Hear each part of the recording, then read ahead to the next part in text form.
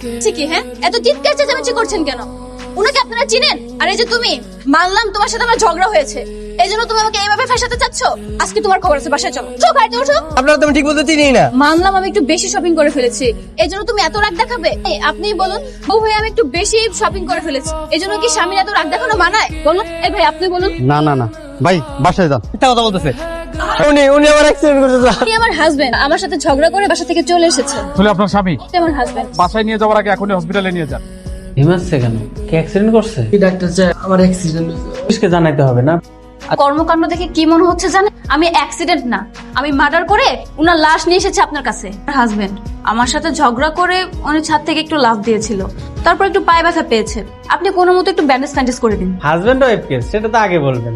তাহলে আপনি চলে যান। যাবো মানে? আপনি না একটু আগে পুরো দুনিয়ার সামনে আমাকে জামাই বানিয়ে দিলেন, আপনার এখনই পল্টি মারছেন। তখন তো পুলিশ সামনে ছিল, আর এদিকে আমার লাইসেন্সও ছিল না, অনেক বড় ঝামেলাও হতে পারতো।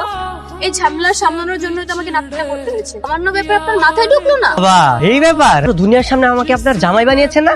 আজকে থেকে আমি আপনার জামাই, বুঝতেন? আমার বাসা যাবো না, আপনার বাসা যাবো। চলেন। ওরে বাবা, সব কত আমার বাড়িতে যাবে। ঝামেলা করেছেন না, আপনার পা তো এখনো ভাঙিনি, আমি একদম পা ভেঙে দিব। হাত জোপ। এই ব্যাপার, আবার রাস্তাঘাটে স্বামী স্ত্রী ঝগড়া শুরু করে দিচ্ছেন। চলুন। আপনার ফোন নাম্বারটা দেন না, যদি কোনো ঝামেলা হয় আমি আপনাকে জানাবো। ফসলের সাথে সাথে আমার ফোন দিবেন। শ্রীমা, এটা যদি এখন না হতো, গরিবও হতো, আমি কিন্তু আমার মেয়েকে ওর হাতেই তুলে দিতাম। ওয়ালাইকুম শাশুড়ি আম্মা। আসসালামু আলাইকুম শ্বশুর আব্বা। তোর মেয়ে তো সত্যি সত্যি বিয়ে করে এনেছে। জ্যোতি, শেষ পর্যন্ত তুই তোর কথা রাখলি, পছন্দের বয়ফ্রেন্ডকে বিয়ে করে ফেললি।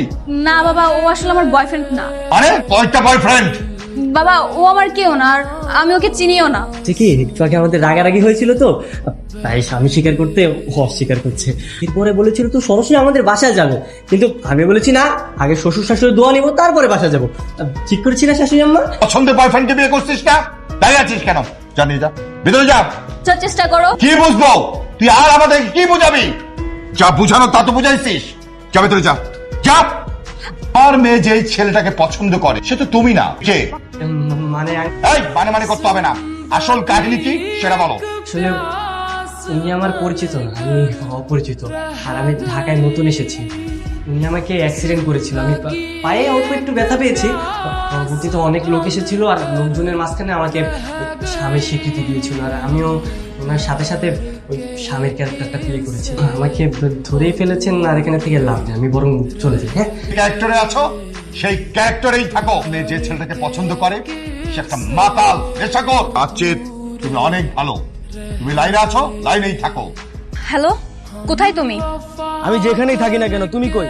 শুনলাম তুমি নাকি বিয়ে করে জামাই বাসায় নিয়ে গেছো। না, এক অন্য কাহিনী, বিশ্বাস করো। এক্ষুনি আমার সাথে দেখা করো। কি পাগল?